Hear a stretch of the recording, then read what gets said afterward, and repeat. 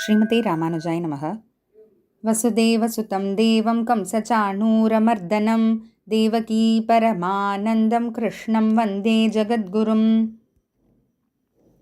இப்போது நேத்தி வரைக்கும் நம்ம பார்த்தது 6வது ஸ்லோகம் வரைக்கும் பார்த்துருக்கோம். இந்த 6வது ஸ்லோகம், அதாவது 4, 5, 6 இந்த 3 ஸ்லோகங்கள் மூலமாக துரியோதனன் துரோணாச்சாரியார்ன்ற தன்னுடைய குரு கிட்ட பாண்டவ சேனைகள் எப்படிப்பட்டது, அங்கே எப்படிப்பட்ட மகாரதர்கள் இருக்காங்க, வீரர்கள்லாம் இருக்காங்க அப்படின்னு சொல்லிட்டு வரான்.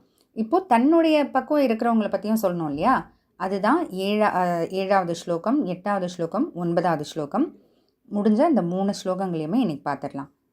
அஸ்மாகம் து விசிஷ்டாயே தான் நிபோதத்விஜோத்தம நாயகா மம சைன்யஸ்ய சந்யார்த்தம் தான் பிரவீமிதே. அஸ்மாக்கம் நம்ம பக்கமும் சும்மா இல்லை அப்படின்ட்டு துரியோதனன் சொல்கிறான். தான் நிபோத அதெல்லாம் உங்களுக்கு இப்போது சொல்கிறேன். த்விஜோத்தமன்னா அந்தனரே நான் உங்களுக்கு சொல்கிறேன் அப்படின்னு.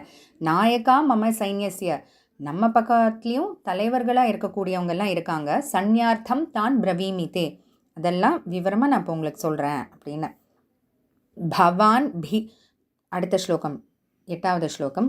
பவான் பீஷ்மश्च கர்ணश्च கிருபश्च சமிதிஞ்சயः அஸ்வத்தாமா விகர்ணश्च சௌமதத்தஸ்ததைவ ச.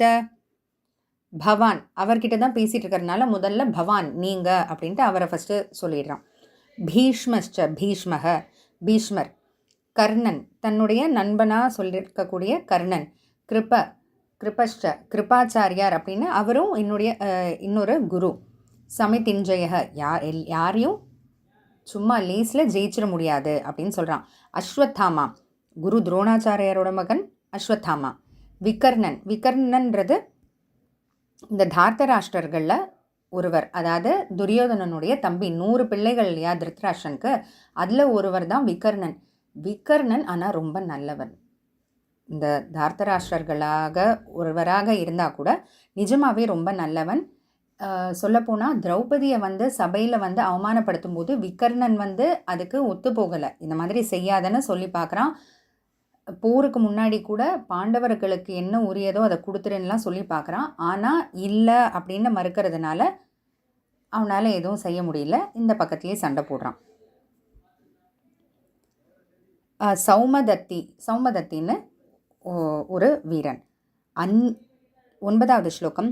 அந்யே ச பஹவः சூராः மதர்த்தே த்யக்த ஜீவிதாः நானாசஸ்திரப்பிரஹரணாः சர்வே யுத்த விசாரதாः.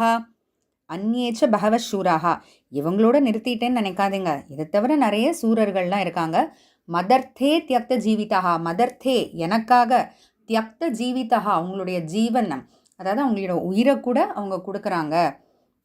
நானாசஸ்திர பிரகரணாக எல்லா விதமான ஆயுதங்களையும் உங்களுக்கு பயன்படுத்த தெரியும். சர்வே யுத்த விசாரதாக போர் சம்மந்தப்பட்ட விஷயங்கள்லாம் ரொம்ப தெரிஞ்சவங்க அப்படின்னு சொல்லிட்டு. இப்போது இதில் பார்த்தீங்கன்னா இந்த ஒரு சின்ன ஒரு வார்த்தை, இப்போது நம்மளே ரொம்ப ஒரு படபடப்பாக பேசுகிறோம், இல்லை ஒரு ஆர்வத்தில் பேசும்போதோ கோபத்தில் பேசும்போதோ சில நேரத்தில் நமக்கு வார்த்தைகள் தப்பிடும் இல்லையா? அதுபோல் இது என்ன ஒரு வார்த்தை ஜாலம்னு பாருங்களேன். துரியோதனன் மதர்த்தே தியக்த ஜீவிதாக எனக்காக உயிரை விடக்கூடியவர்கள் அப்படின்னு சொல்லணும் இல்லையா?